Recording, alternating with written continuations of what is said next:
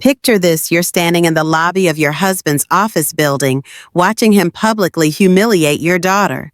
He's loud, arrogant, completely in control, or so he thinks. But what he doesn't know is that his quiet, devoted wife has been keeping secrets of her own. Secrets that could destroy everything he's built. Secrets that will soon turn his entire world upside down. Today's story begins with what looks like a perfect marriage, successful businessman, devoted wife, beautiful daughter. But sometimes the most dangerous person in the room is the one everyone underestimates. This is the story of Margaret, a woman who spent 15 years being invisible, until the day she decided that invisible didn't mean powerless. And when that day came, her husband discovered that the woman who'd been sitting quietly beside him all those years had been watching, learning, and preparing for something he never saw coming. Trust me, you'll want to hear every word of what happens next. The fluorescent lights of the downtown office building cast harsh shadows across the marble lobby as Margaret Chin stood frozen, watching her husband of 15 years publicly humiliate their only daughter. David's voice echoed off the pristine walls, each word a calculated blow designed to wound. "You need to understand your place in this family, Lily," he declared, his tone dripping with the same condescension he'd perfected in boardrooms. "Your mother and I have sacrificed everything to give you opportunities, and this is how you repay us, by refusing a perfectly suitable marriage arrangement." Lily, barely 22 and trembling with a mixture of rage and heartbreak, clutched her purse against her chest like armor. "Dad, I don't love him. You can't seriously expect me to love?" David's laugh was bitter, theatrical. "Love is a luxury for people who don't understand responsibility. Your mother never questioned these decisions when she was your age. She understood duty, sacrifice, putting family first." Margaret felt her breath catch in her throat. Around them, a small crowd had gathered, other tenants, delivery workers, security guards, all witnessing this private family drama unfold in the most public way possible. David seemed to relish the audience, his voice growing louder, more authoritative. "You've been spoiled, Lily. Too much freedom, too many choices. That ends now." He straightened his expensive tie, a gesture Margaret had once found endearing, but now recognized as pure arrogance. "The Watsons are expecting an answer by Friday. You'll give them the right one." Lily's eyes filled with tears, but her voice remained steady. "And if I don't?" David's smile was cold, calculating. "Then you'll learn what it means to make your own way in the world. No trust fund, no family support, no safety net. Let's see how long your principles last when you're sleeping on friends' couches." Margaret watched her daughter's face crumble, watched 22 years of love and trust shatter in real time. She should intervene. She should step forward, put her arms around Lily, tell David he'd gone too far. But something held her back. Not fear, not uncertainty, but a growing awareness that this moment was revealing something she'd spent years refusing to see. David turned on his heel, dismissing Lily with the same casual indifference he showed to junior employees who'd outlived their usefulness. "Come along, Margaret. We have dinner with the Hendersons at 8. He walked toward the elevator bank without looking back, clearly expecting both women to follow. Lily remained rooted to the spot, tears now flowing freely down her cheeks. Margaret felt torn between following her husband and comforting her daughter, between keeping the peace and standing up for what was right. But David didn't know about the quarterly board meeting she'd attended that morning. He didn't know about the private conversation she'd had with Senator Richardson's chief of staff. He didn't know that while he'd been playing power games with their daughter's life, Margaret had been quietly orchestrating moves that would reshape their family's future in ways he couldn't imagine. Most importantly, he didn't know who she really was. Margaret had spent the better part of 15 years crafting the perfect illusion, the devoted wife who'd gladly abandoned her career for marriage, the socialite whose greatest ambition was hosting charity luncheons, the woman who smiled and nodded while her husband made all the important decisions. It was a performance so convincing that even she sometimes forgot it was an act. The truth was far more complex. Before she became Mrs. David Chin, Margaret had been Dr. Margaret Sullivan, one of the youngest partners in the history of Sullivan and Associates, the boutique consulting firm her grandfather had founded in 1952. While David built his real estate empire through aggressive tactics and questionable ethics, Margaret had quietly maintained her position on the boards of 3 major corporations, her law degree from Harvard gathering dust in a frame, while she wielded influence in ways that would have shocked her husband. David believed she'd inherited her wealth from a deceased aunt, a convenient fiction she'd created to explain the expensive jewelry, the designer clothes, the ease with which she wrote checks for charity events. In reality, every dollar came from investments she'd made using information gleaned from her corporate board positions, decisions that had multiplied her family's original fortune into something approaching dynastic wealth. She'd learned early in their marriage that David's ego couldn't tolerate being overshadowed, especially not by his wife. So she'd become a ghost in her own life present, but invisible, influential, but unacknowledged. It had seemed like a small sacrifice, at the time a temporary arrangement while they built their life together. Now, watching him destroy their daughter's trust with the same casual cruelty he'd shown countless business rivals, Margaret realized the arrangement had cost her more than she'd ever imagined. The elevator doors closed behind David, leaving mother and daughter alone in the lobby's echoing silence. Margaret approached Lily slowly, the way she might approach a wounded animal. "Sweetheart," she began, her voice barely above a whisper. Lily's head snapped up, her eyes blazing with a hurt so profound it took Margaret's breath away. "Don't," she said sharply. "Just don't. You stood there and let him. How could you just stand there?" The accusation hit like a physical blow. Margaret had asked herself the same question countless times over the years. How many moments like this had she witnessed in silence? How many times had she chosen peace over principle, harmony over honesty? "You don't understand the whole situation," Margaret said weakly, but the words felt hollow even as she spoke them. "No, Mom, I understand perfectly." Lily's voice was steady now, controlled in a way that reminded Margaret painfully of herself at that age. "I understand that you've spent my entire life teaching me to be strong and independent, while showing me that women are supposed to smile and stay quiet when the men in their lives make impossible demands." Margaret felt something crack open inside her chest, not her heart breaking, but something harder and more protective finally giving way. "Lily, there are things about our family, about our situation that you don't know." "Then tell me," Lily interrupted, stepping closer. "Tell me why I should trust you to handle this. Tell me why I should believe that you'll protect me when you've never once stood up to him." The challenge hung in the air between them, and Margaret realized this was the moment, the crossroads, where she could either continue the charade that was slowly destroying them all, or trust her daughter with the truth she'd been hiding for so long. Before she could answer, her phone buzzed with a text message. She glanced at the screen, expecting to see David asking where she was, but instead found a message from an unknown number: board meeting moved to tomorrow 10 a.m. Richardson wants to discuss the Chin situation before we proceed. James. Margaret's blood turned to ice. James Morrison was the chairman of Hartwell Industries, one of the companies where she served on the board. The Chin situation could only refer to one thing: the federal investigation into David's business practices that she'd been quietly monitoring for months. She looked up to find Lily studying her face with sharp intelligence.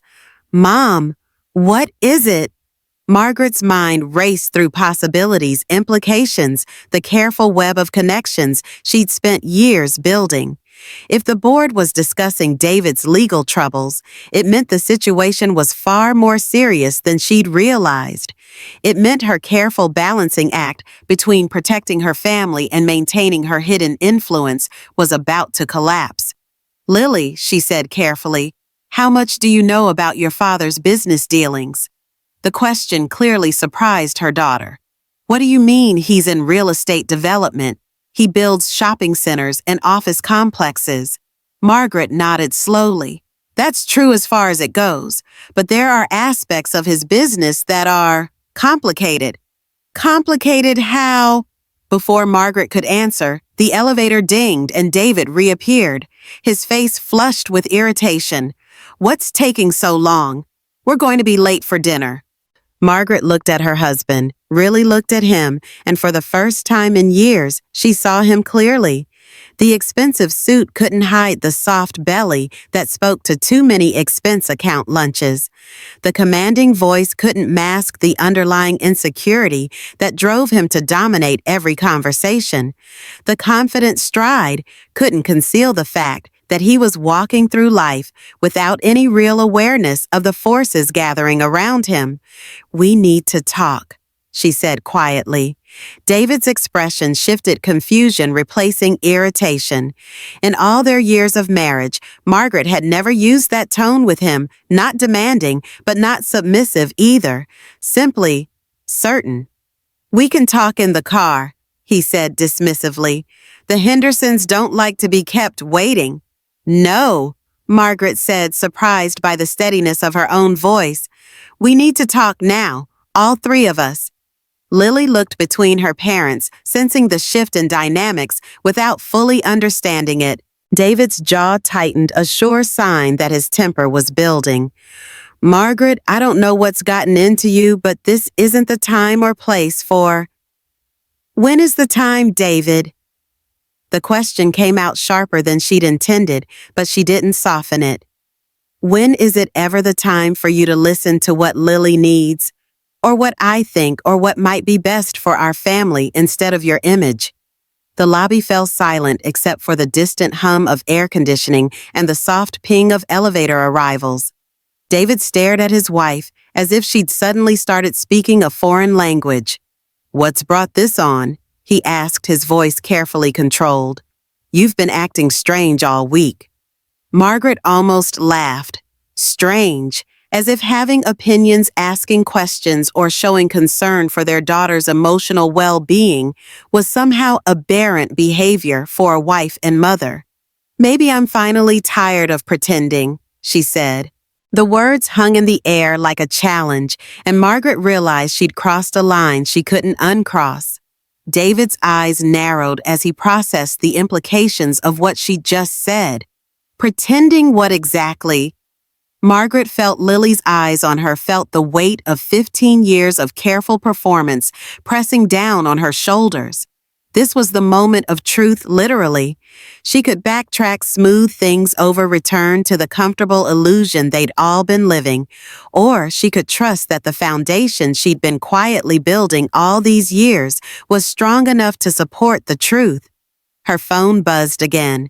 Another text from James. "Margaret, we need to discuss your position before tomorrow's meeting.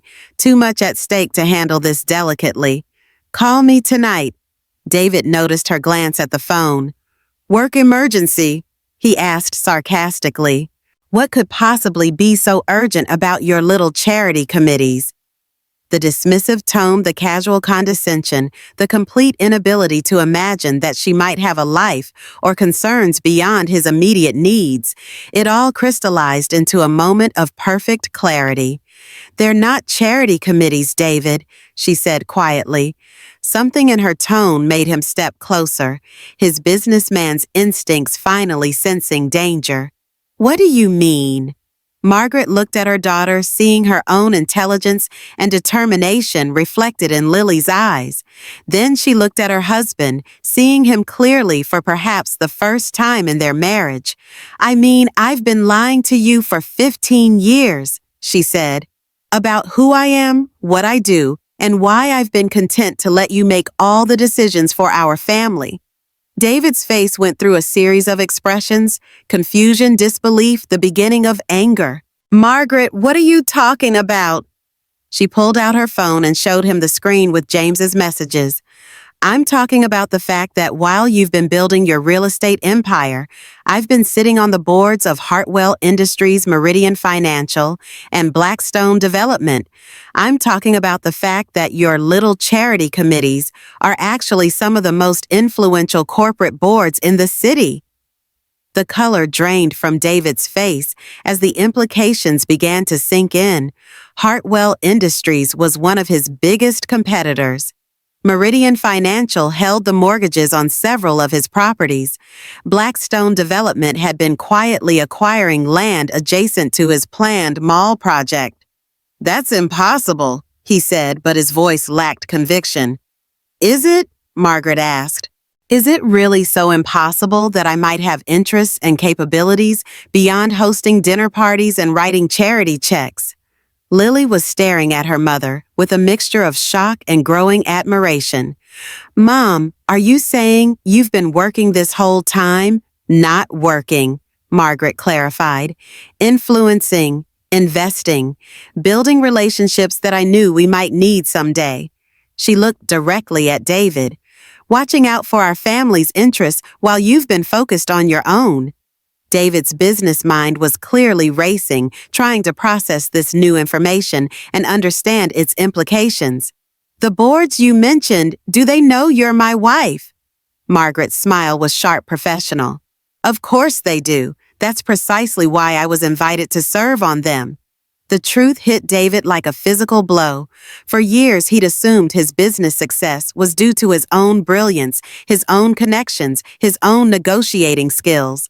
The possibility that his wife had been quietly smoothing his path, opening doors, creating opportunities, it was devastating to his sense of self. "You've been manipulating my business deals." His voice was rising, attracting attention from other people in the lobby. "I've been protecting our family," Margaret corrected. "Something you might have noticed if you'd ever bothered to ask about my day, my thoughts or my concerns about the directions you've been taking the company." "What directions?" David demanded. "What are you talking about?" Margaret glanced around the lobby, noting the security cameras, the gathering crowd of curious onlookers. This wasn't the place for this conversation, but David had forced her hand with his treatment of Lily, and there was no going back now. "I'm talking about the federal investigation into your business practices," she said quietly. "I'm talking about the corners you've been cutting, the regulations you've been ignoring, the people you've been bribing to get permits and approvals." David went completely still. "How could you possibly know about?" "Because I've been watching David. I've been paying attention while you've been assuming that your devoted little wife was too busy with her charity work to notice what was really going on."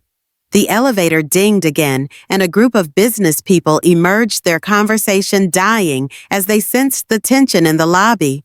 Margaret realized they'd become a spectacle, their private drama playing out in the most public way possible, but perhaps that was fitting. David had always loved an audience when he was the one in control of the narrative. "We should continue this conversation at home," she said. "No," David said sharply. "We should continue it right now. How long have you known about the investigation?" Margaret looked at her husband, really looked at him, and realized that even now, even faced with the collapse of everything he thought he knew about his life, his primary concern was how much she knew and whether she might pose a threat to his interest. Not whether she was hurt by his deception. Not whether their marriage could survive this revelation. Not whether their daughter was safe from the consequences of his actions. Just whether she might be dangerous to him. "Long enough," she said simply. Her phone rang, the sharp sound cutting through the tension. Margaret glanced at the screen and saw Senator Richardson's name. She looked at David, then at Lily, then made a decision that would change everything. She answered the call. "Senator Richardson," she said, her voice clear and professional. "Yes, I received James's message about tomorrow's meeting." David's eyes widened as he began to understand the true scope of his wife's connections. No, we haven't discussed it as a family yet.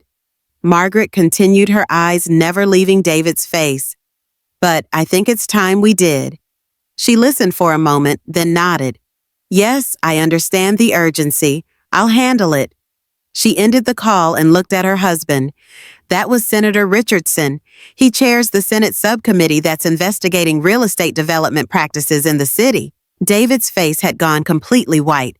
Margaret, what have you done? I haven't done anything, David, she said calmly. But apparently you have. The lobby around them had fallen silent, everyone within earshot, now openly listening to what was clearly a major family crisis unfolding in real time. The senator wants to meet with me tomorrow morning before the board meeting, Margaret continued. Apparently, there are some questions about your recent projects that need to be addressed.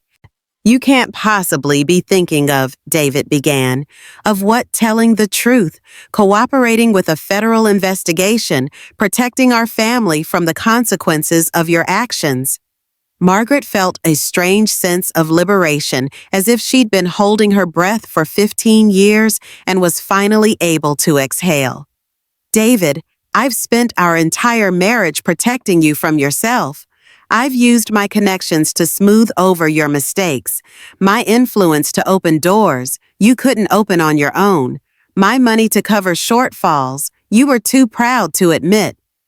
She paused, letting the truth settle between them like a challenge. But I won't sacrifice our daughter's future to protect your ego any longer. Lily stepped closer to her mother, and Margaret felt a surge of pride at her daughter's courage. Mom, Lily said quietly, what does this mean for us?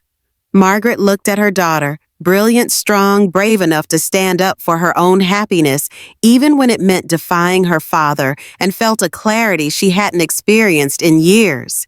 It means we finally stop pretending, she said. David was staring at both women as if seeing them for the first time. Margaret, if you think you can threaten me. I'm not threatening you, David, Margaret interrupted.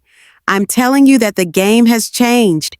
You can either adapt to the new rules, or you can keep playing by the old ones and see how that works out for you. Her phone buzzed with another text message. This time it was from her attorney, Margaret. We need to discuss your options before tomorrow. There are developments you should know about. She looked at the message, then at her husband, then at her daughter. 15 years of careful planning, of quiet preparation, of building resources and relationships for exactly this moment. David had never bothered to wonder where her money really came from. He'd never questioned her connections, her insights, her uncanny ability to predict market trends and business developments. He'd been content to take credit for successes that weren't entirely his own, while dismissing the woman who'd made them possible. But he was about to learn that his devoted, submissive wife had been playing a much longer, much more sophisticated game than he'd ever imagined. And tomorrow, when Senator Richardson asked his questions and the board made its decisions, David would discover exactly how much power his little charity committees really wielded. Margaret put her arm around her daughter's shoulders and looked directly into her husband's eyes. David, she said quietly, we need to go home and have a very long conversation about the future of our family. As they walked toward the parking garage, Margaret felt her phone vibrate with one more message. This one was from her grandfather's old law firm, Margaret the Chin. Files are ready for your review. Tomorrow's meeting will determine everything. She deleted the message without showing it to David. After all, he still didn't know the most important truth of all. He was about to find out that his wife wasn't just connected to powerful people. She was one of them. The house felt different when they returned home that evening, charged with unspoken truths and gathering storms.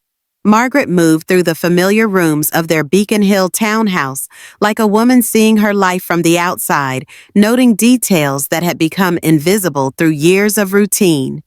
The Persian rugs David had insisted on buying during their last trip to Istanbul. the crystal chandelier that had belonged to his grandmother. The family photographs arranged just so on the mahogany side tables, all of them projecting an image of success, stability, happiness. All of them lies in their way. David had retreated to his study immediately upon their return, muttering about urgent emails and conference calls that couldn't wait until morning. Lily had gone upstairs to her room claiming exhaustion, but really Margaret suspected needing time to process everything that had been revealed in that stark lobby. The air between all three of them hummed with tension, with things said and unsaid, with the weight of a marriage and a family that was either about to be destroyed or transformed. Margaret found herself standing in the kitchen, staring at the espresso machine that had never worked properly, thinking about all the small compromises that had led to this moment. The broken appliances David never fixed because he was too busy. The social events she attended alone because his work was more important. The conversations that had gradually dwindled from debates to discussions to her simply listening while he spoke. When had she stopped being a partner and become an audience? Her phone sat on the marble countertop. Its screen dark but somehow menacing. The messages from James Morrison and Senator Richardson felt like the first cracks in a dam that had been holding back 15 years of accumulated pressure. But Margaret had built her career, her secret career, on being methodical, on gathering all available information before making any decisions. She needed to know exactly what she was dealing with before she decided how to respond. Moving quietly through the house, she climbed the stairs to her private study, a room David rarely entered because he'd long ago dismissed it as her craft room, where she worked on charity projects and lady things. If he'd ever bothered to look closely, he might have noticed the sophisticated computer equipment, the secure filing cabinets, the professional-grade document scanner tucked discreetly behind an antique writing desk. Margaret settled into her chair and opened her laptop, her fingers hesitating over the keyboard.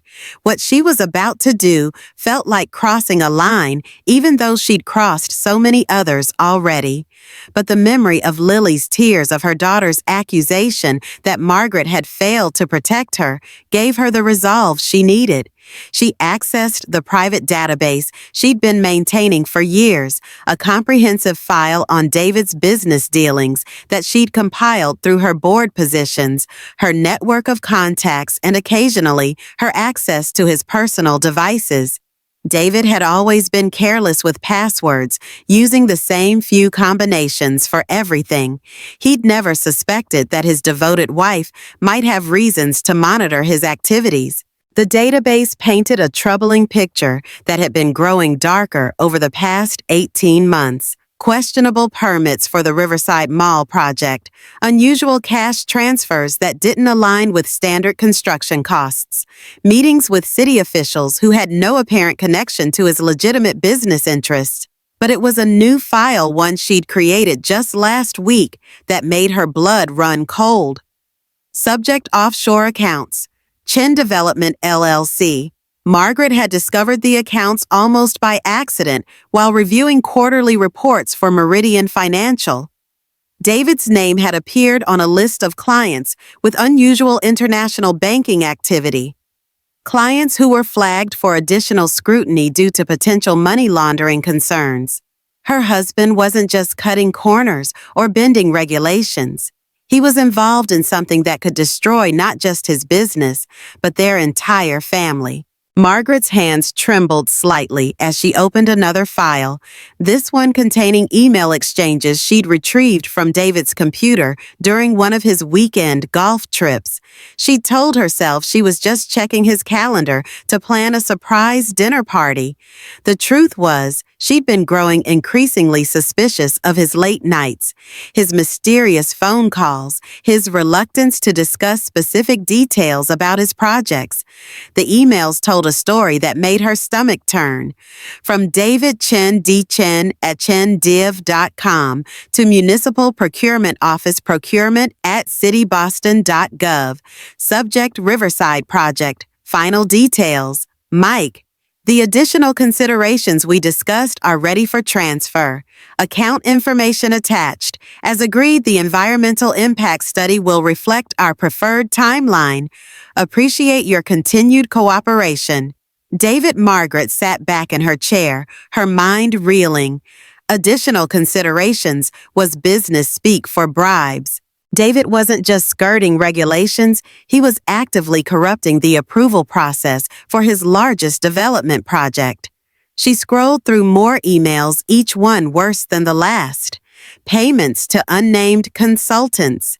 Meetings with contractors who specialized in problem solving. References to cleaning up issues that could complicate the project timeline. And then she found the email that changed everything.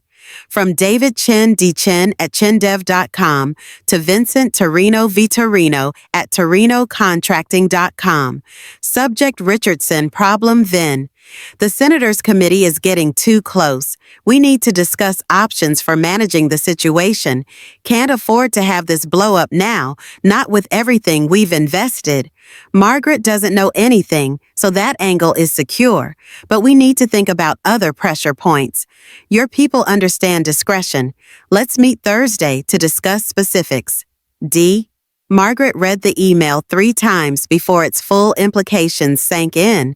David wasn't just involved in corruption, he was actively trying to interfere with a federal investigation. And he was working with Vincent Torino, whose construction company had been linked to organized crime in several newspaper exposés over the past year. The reference to her "Margaret doesn't know anything" hit her like a physical blow. After 15 years of marriage, her husband saw her as such a non-entity that he felt safe discussing criminal activity via email, confident that his devoted little wife would never be sophisticated enough to discover it. Margaret's initial shock gave way to something colder, more calculating. She accessed her secure connection to the Meridian financial database and began cross-referencing David's account activity with the dates mentioned in his emails. What she found confirmed her worst fears. 3 days before David's email to Vincent Torino, someone had transferred $250,000 from one of David's offshore accounts to a shell company registered in the Cayman Islands. The same shell company had made payments to 2 Boston City Council members who were currently voting on zoning variances for the Riverside project. Margaret printed the relevant documents, her hands steady despite the magnitude of what she was uncovering. Her husband wasn't just a corrupt businessman, he was a criminal whose activities could implicate her, could destroy Lily's future, could unravel everything she'd spent years building. But more than that, he'd dragged their family into something dangerous.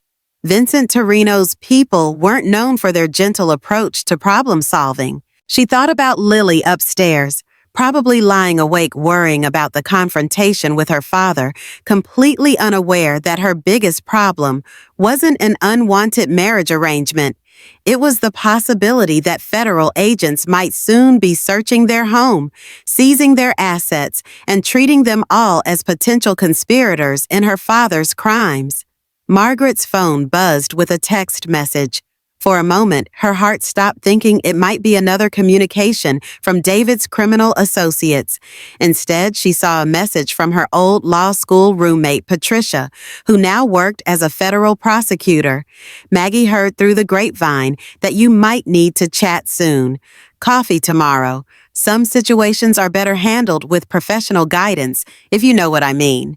Margaret stared at the message, realizing that Patricia's grapevine was almost certainly Senator Richardson's office. Word was spreading through the legal and political community that something significant was developing around David's business dealings. She had a choice to make, and she had to make it tonight. She could continue the charade, pretend she'd never seen these emails, hope that David's criminal activities wouldn't touch their family directly. She could be the devoted wife who stood by her husband, no matter what, who protected his secrets, even at the cost of her own integrity and her daughter's future. Or she could accept that the marriage she thought she was protecting had been an illusion for longer than she'd realized. She could stop being a victim of David's deceptions and start being the architect of her family's survival. Margaret looked around her study at the law degree hanging on the wall behind her desk, at the awards from various corporate boards, at the photographs of herself with senators and CEOs and business leaders who respected her intelligence and valued her counsel. This was who she really was. Not David's wife, not Lily's mother, but Margaret Sullivan Chin, attorney, strategist, power broker in her own right. She'd spent 15 years hiding that woman, diminishing herself to make David feel more important, pretending to be less than she was for the sake of marital harmony. That ended tonight. Margaret opened a new document on her computer and began typing not an email, but a strategic plan. She listed David's known criminal activities, the evidence she'd gathered, the legal and financial exposure facing their family. Then she began outlining options for protecting Lily and herself, while ensuring that justice was served. It wasn't revenge she was planning exactly. It was something more sophisticated than that. A careful dismantling of the lies and corruption that had infected their lives, combined with a systematic protection of the innocent parties who didn't deserve to suffer for David's choices. Her phone buzzed again. This time it was a message from an unknown number, but the area code made her blood run cold. It was the same area code where Vincent Torino's company was located. Mrs. Chen, we should meet soon to discuss your husband's commitments. Some obligations can't be ignored regardless of circumstances. We value family cooperation. Margaret read the message twice, her legal training immediately recognizing it for what it was, a threat carefully worded to avoid explicit menace but unmistakably sinister in its implications. They knew about her. David's criminal associates knew that his wife existed, knew where to find her, and were making it clear that they considered her part of whatever web of obligations David had created. Margaret deleted the message, then immediately recreated it from memory in her secure database. Evidence? Everything was evidence now. She looked at the clock on her computer screen, 11:47 p.m. In 10 hours, she would be sitting in Senator Richardson's office, deciding whether to protect her husband or protect her family. The smart money said she couldn't do both. Margaret saved her files, secured her computer, and prepared to go upstairs. But first, she made one phone call to Patricia, whose voicemail picked up after 2 rings. Patricia, it's Margaret Chen. I got your message, and yes, I think we need to talk tomorrow. There are some developments that require immediate attention. I'll explain everything when I see you, but I wanted you to know that the situation may be more complicated than anyone realizes. She paused, thinking about how much to reveal in a voicemail. Patricia, I need you to understand something. I'm not calling as a worried wife who's just discovered her husband's problems. I'm calling as someone who's been aware of those problems for some time and is now ready to address them professionally. We're not talking about damage control anymore. We're talking about justice. Margaret ended the call and sat in the quiet darkness of her study, listening to the old house settle around her. Somewhere upstairs, David was probably reviewing files and making plans, confident that his devoted wife was safely insulated from his business concerns. Somewhere else in the house, Lily was probably staring at the ceiling, wondering if her mother would ever find the courage to stand up for what was right. Neither of them knew that Margaret had already found that courage. Neither of them knew that by tomorrow evening, everything would be different. Margaret turned off the lights and headed upstairs, moving quietly past David's study, where she could see the glow of his computer screen through the crack under the door.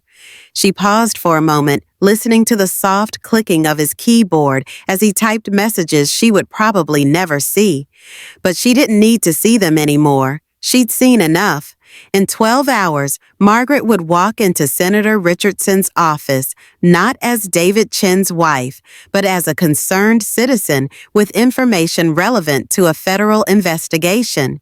She would hand over copies of everything she'd discovered, the emails, the financial records, the evidence of systematic corruption that went far beyond anything the authorities currently suspected.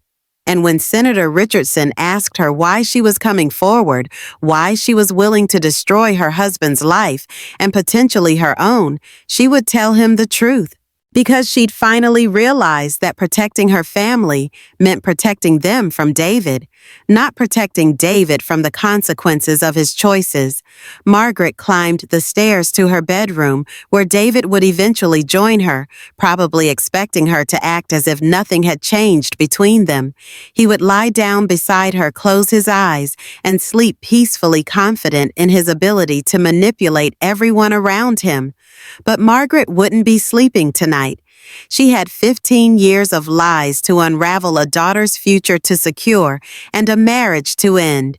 And in the morning, she would begin the most important case of her legal career, the case against her own husband. The devoted wife was dead. The attorney was very much alive, and David Chin was about to discover exactly what his little charity committees were capable of when properly motivated. Margaret woke at 5:30 a.m. without an alarm, her body's internal clock calibrated by decades of early morning preparation for high-stakes meetings. The house was silent around her.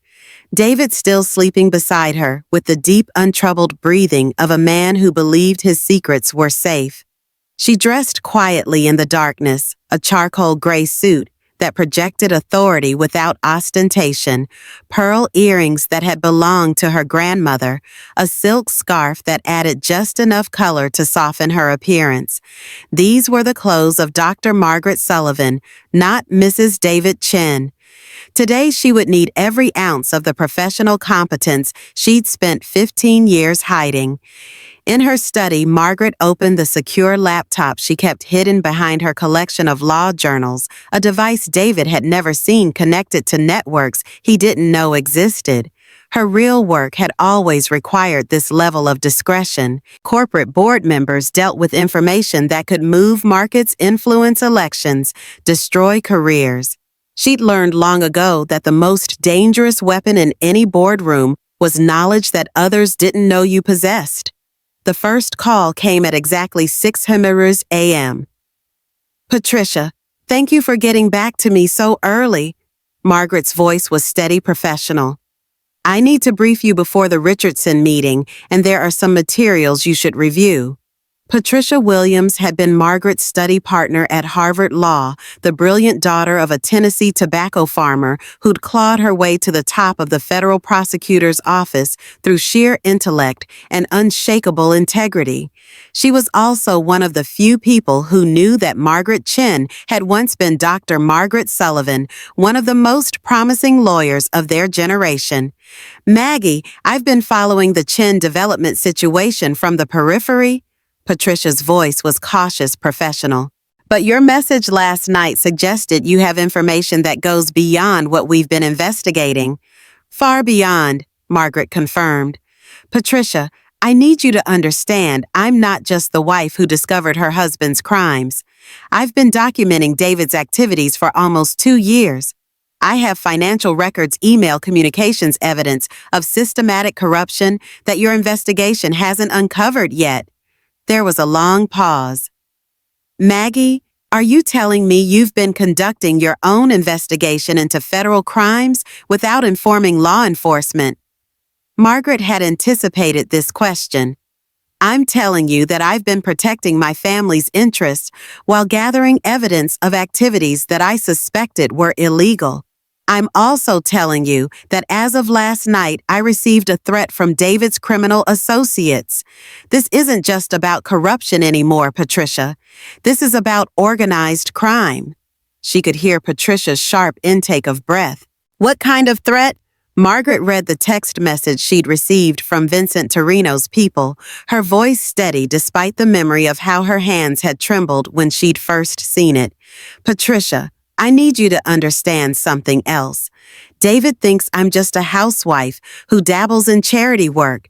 He has no idea that I serve on 3 major corporate boards, that I have access to financial databases, or that I understand exactly what he's been doing. I've been invisible to him for so long that he's become careless around me. Jesus, Maggie. Patricia's voice carried a mixture of admiration and concern. How much evidence are we talking about? Margaret looked at the files she'd spent the pre-dawn hours organizing. Enough to prosecute not just David, but at least 6 city officials, 3 contractors, and possibly Vincent Torino himself. I have financial records showing the flow of money from offshore accounts to shell companies to individual officials. I have email communications detailing specific bribes and the services they purchased. I have documentation of environmental impact studies that were falsified, safety inspections that were fabricated, and zoning variances that were purchased. She paused, letting the magnitude of the evidence sink in. And I have proof that David has been using our joint accounts to launder money without my knowledge, which means I'm technically an unwitting accomplice to federal crimes. Maggie, this is massive. We're not talking about a simple corruption case anymore. This is racketeering, money laundering conspiracy. We're looking at RICO charges. Margaret had reached the same conclusion during her sleepless night of analysis. The Racketeer Influenced and Corrupt Organizations Act was designed to prosecute exactly the kind of systematic criminal enterprise David had created. Patricia, there's something else. My daughter Lily is 22 years old. She's planning to start graduate school in the fall. If this investigation becomes public without careful handling, she could be destroyed by association. I need guarantees about how her involvement, or lack thereof, will be presented. Of course. Maggie, I want you to know that coming forward like this, it takes incredible courage. Margaret almost laughed at that. Patricia, I'm not being courageous. I'm being strategic. David's criminal activities have put my family in danger. The only way to protect Lily and myself is to make sure the truth comes out in a controlled way, through proper legal channels, before his associates decide we know too much to be allowed to continue our comfortable silence. After ending the call with Patricia, Margaret accessed the corporate database for Hartwell Industries, using her board-level clearance to research Vincent Torino's connections to the construction industry. What she found confirmed her worst fears. Torino Contracting wasn't just another vendor in David's network.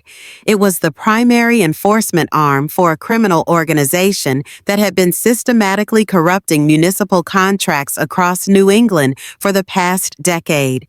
David hadn't just stumbled into minor corruption. He'd become a key player in a multi-state criminal conspiracy. Margaret's legal training kicked into high gear as she began building what prosecutors would call a predicate acts timeline, a comprehensive documentation of the criminal activities that would support RICO charges. She cross-referenced David's emails with financial transfers, municipal voting records, with cash deposits, construction schedules, with inspection reports. The pattern that emerged was devastating in its scope and precision. David had been paying bribes systematically for almost 3 years, not just to get permits approved, but to get them approved quickly and without scrutiny. Not just to pass inspections, but to pass them without actual inspections taking place.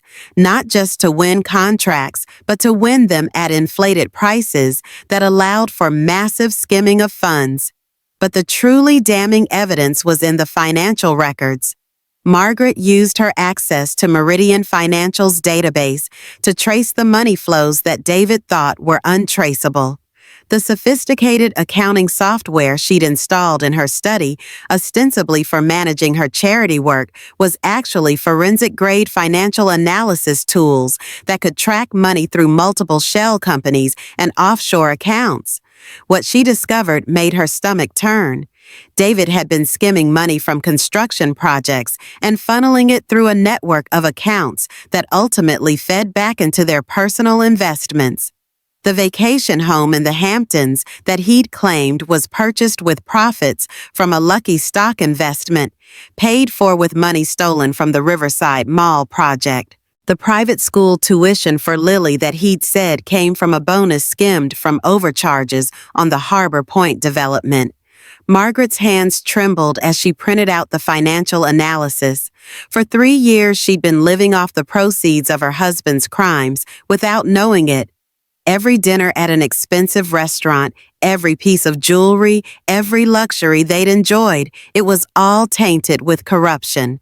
But worse than the money was the realization of how thoroughly David had deceived her. The loving husband who'd supposedly built his business through hard work and smart decisions had actually built it through bribes, threats, and theft.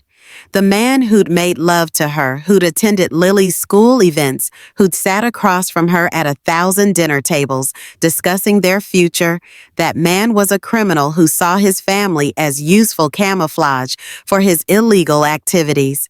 Margaret forced herself to continue working, to push through the emotional devastation and focus on the evidence. She had less than 3 hours before her meeting with Senator Richardson, and she needed to be absolutely certain of her facts before she destroyed her marriage and possibly her life. Her phone buzzed with a text from James Morrison. "Margaret, can you call me before the meeting? There are developments you need to know about."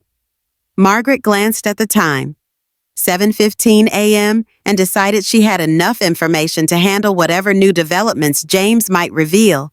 She called him immediately. "James, what's happened?" "Margaret, the FBI raided Vincent Torino's offices last night.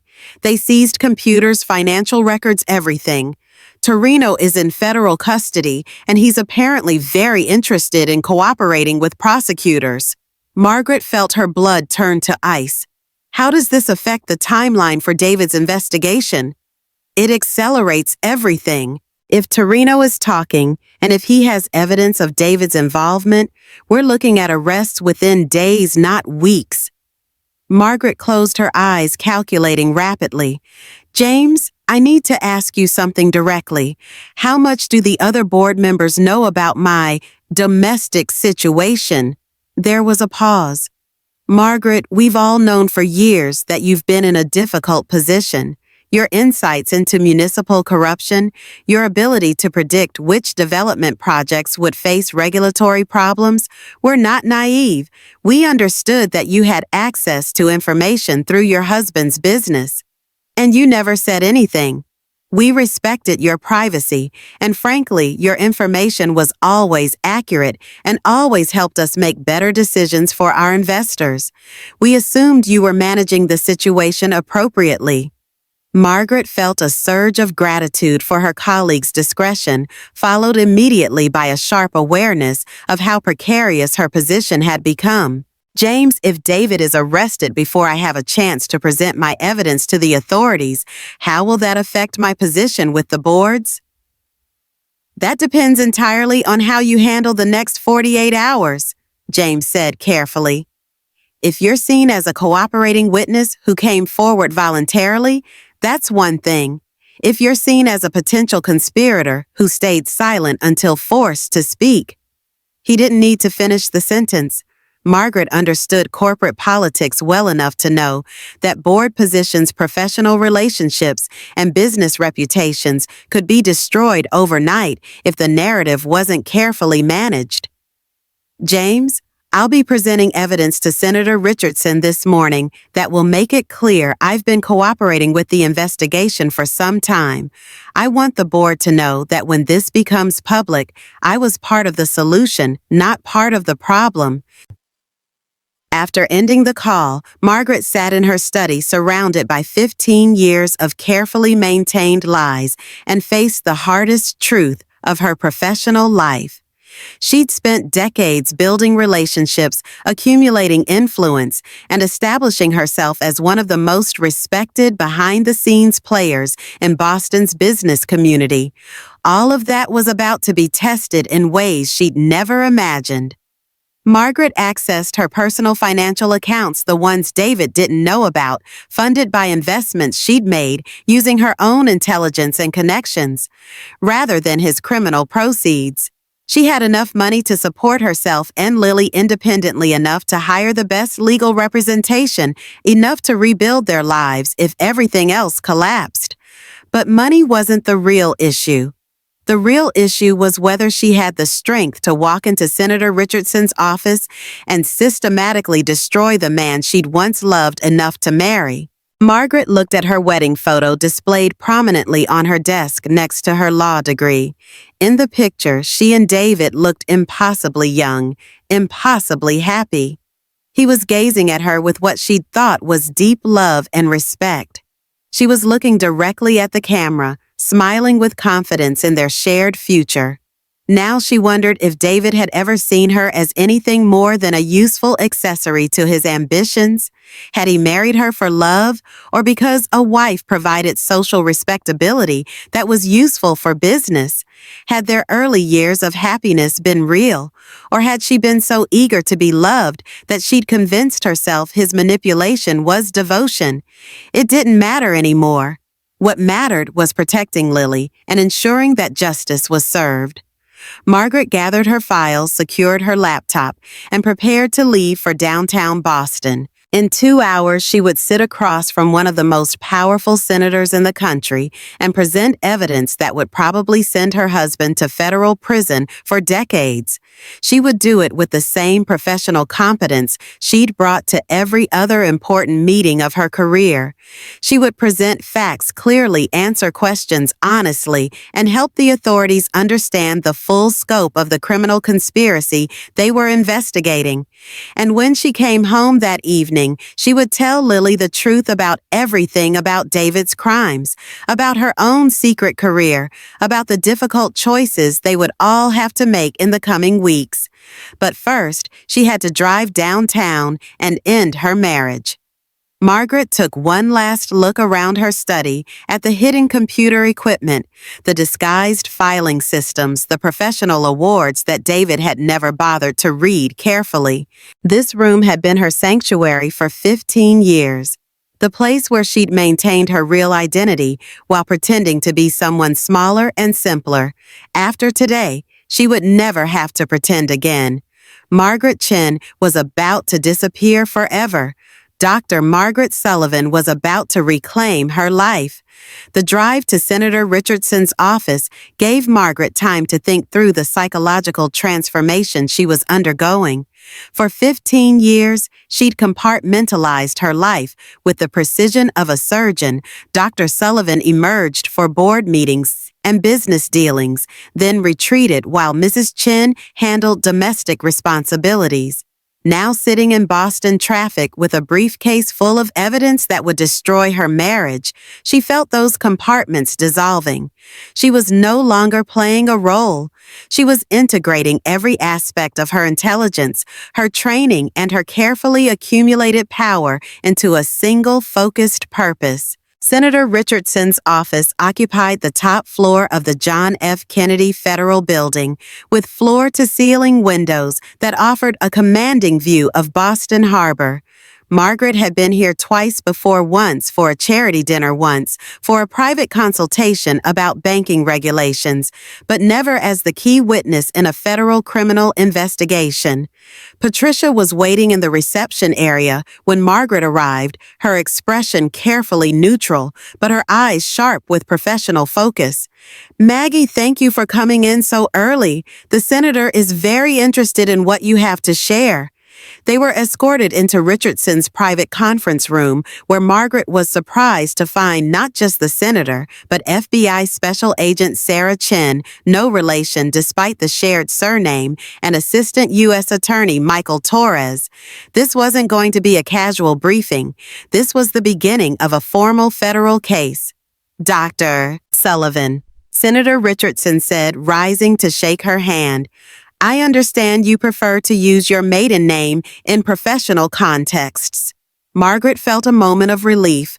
They knew who she really was, which meant they understood they were dealing with a legal professional, not just a concerned housewife. That's correct, Senator. I've maintained my professional identity separately from my domestic life for security reasons. Agent Chen leaned forward. Dr. Sullivan, we understand you have information relevant to our investigation into municipal corruption in Boston area development projects. Before we begin, I need to make sure you understand your rights and the implications of cooperating with this investigation. Margaret nodded. Agent Chen, I've reviewed the relevant statutes, and I understand that my cooperation could potentially expose me to charges related to money laundering, even though my involvement was unknowing. I'm prepared to accept immunity in exchange for my testimony and evidence. Patricia smiled slightly.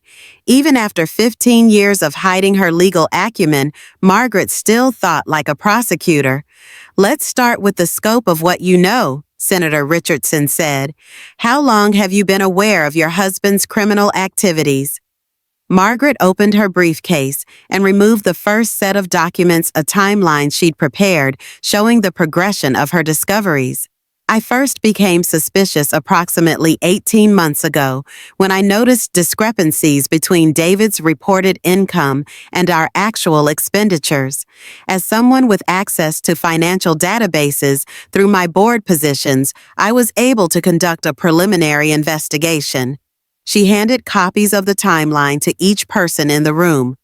What I discovered was a systematic pattern of bribes paid to municipal officials in exchange for expedited permits, falsified inspections, and favorable zoning decisions. Assistant U.S. Attorney Torres studied the timeline. Dr. Sullivan, this level of detail suggests you've been conducting surveillance on your husband for over a year. That's unusual. Margaret had anticipated this challenge.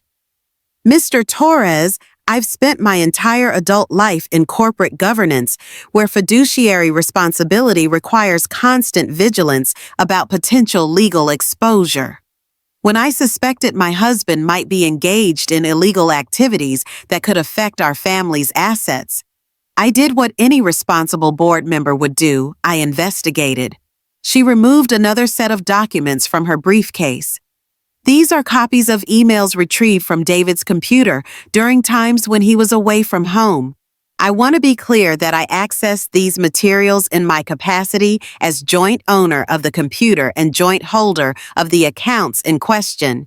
Agent Chen examined the emails, her expression growing more serious with each page. Dr. Sullivan, these communications reference specific bribes to named officials. This is direct evidence of conspiracy to commit fraud. It gets worse, Margaret said quietly. She handed over the financial analysis she'd completed that morning. These documents show the flow of money from David's offshore accounts through shell companies to the personal accounts of 6 different municipal officials. The total amount involved exceeds $2 million over 3 years. Senator Richardson whistled softly. Dr. Sullivan, this evidence is comprehensive. How were you able to access financial records for offshore accounts? Margaret met his gaze steadily. Senator, as I mentioned, I serve on the boards of several financial institutions. My access to certain databases is legitimate and authorized. What I discovered was that my husband had been using our joint accounts as pass-through vehicles for money laundering without my knowledge. She paused, letting the implications sink in. Which means that technically I've been an unwitting participant in federal crimes for 3 years. Patricia leaned forward. Maggie, you mentioned yesterday that you'd received threats. Can you elaborate on that? Margaret showed them the text message from Vincent Torino's associates. I received this last night, approximately 6 hours after I discovered the extent of David's involvement with organized crime. Agent Chen studied the message. Dr. Sullivan, this suggests that Torino's organization considers you a potential liability. Have there been any other approaches or threats? Not yet, Margaret said. But I want to be clear about something. I'm not here because I suddenly developed a conscience about my husband's crimes.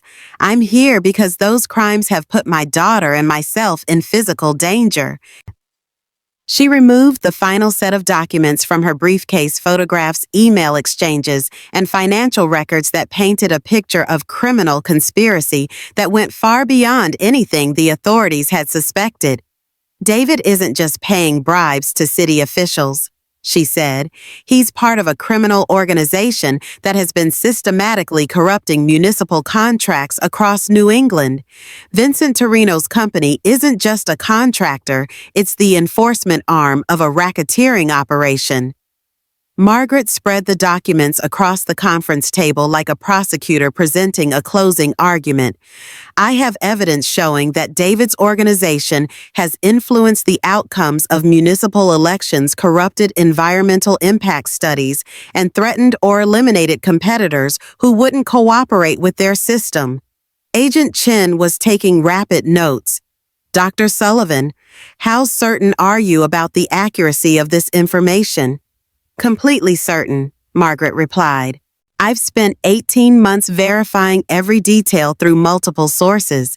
I've cross-referenced financial records with municipal voting patterns, compared email communications with construction schedules, and traced money flows through multiple databases.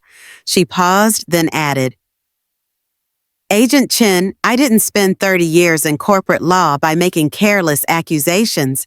Everything in these files can be verified through independent sources. Senator Richardson was studying the organizational chart Margaret had prepared, showing the connections between David's company, Torino's organization, and various municipal officials. Dr. Sullivan, this suggests that the corruption involves not just individual officials, but entire departments. The scope of the conspiracy is much larger than we initially suspected. That's correct, Margaret confirmed. And based on the financial flows I've documented, I believe David's organization has been planning to expand their operations to include federal contracts. The Riverside Mall project was intended to be a proof of concept for corrupting EPA and federal transportation approvals. Assistant U.S. Attorney Torres looked up from the documents. Dr. Sullivan, if what you're saying is accurate, we're looking at potential charges under RICO, the Hobbs Act, money laundering statutes, and possibly federal election laws. The penalties for these crimes could include decades in federal prison. Margaret nodded. I understand the implications, Mr. Torres. I also understand that my cooperation is essential for building a successful case and that my family's safety depends on ensuring that this criminal organization is completely dismantled. Patricia had been quiet during most of the briefing, but now she spoke up. Maggie, there's something I need to ask you directly. How do you want to handle this personally? Are you prepared for the possibility that David will be arrested at your home, that your assets may be frozen pending investigation, that your daughter may be subjected to scrutiny? Margaret had spent the entire drive downtown thinking about this question. Patricia, I've already moved the assets that aren't connected to David's crimes into separate accounts. I've prepared a complete financial disclosure showing which funds came from legitimate sources and which came from criminal proceeds, and I've arranged for Lily to stay with my sister in California until the immediate investigation is complete. She looked around the room at the 4 law enforcement professionals who would determine her family's future. I want David prosecuted to the fullest extent of the law. I want the officials he corrupted removed from office and prosecuted. I want Vincent Torino's organization dismantled completely. And I want guarantees that my daughter and I will be protected from retaliation during and after the prosecution. Agent Chin nodded. Dr. Sullivan, assuming your evidence checks out and preliminary review suggests it will, we're prepared to offer you full immunity in exchange for your cooperation. We're also prepared to provide witness protection if necessary. It won't be necessary, Margaret said firmly. I'm not hiding from this situation. I'm taking control of it. Senator Richardson smiled for the first time during the meeting. Dr. Sullivan, I have to say your approach to this situation is impressive. Most people in your position would be focused on damage control. Margaret gathered her documents and returned them to her briefcase. Senator, I spent 15 years focused on damage control, trying to manage my husband's behavior and protect my family's reputation. I've learned that sometimes the only way to truly protect the people you love is to stop protecting the people who are hurting them. As the meeting concluded, Patricia walked Margaret to the elevator. Maggie, are you really okay with all of this? You're about to destroy your husband's life. Margaret thought about the question as they waited for the elevator to arrive. Patricia, David destroyed his own life when he chose to become a criminal. I'm just making sure he doesn't destroy ours too. The elevator doors opened and Margaret stepped inside. Patricia, there's one more thing. When David is arrested, and I assume that will happen within the next few days, I want to be the one who tells Lily what's happening. She deserves to hear the truth from me, not from news reporters. Patricia nodded. We'll make sure you have advance notice.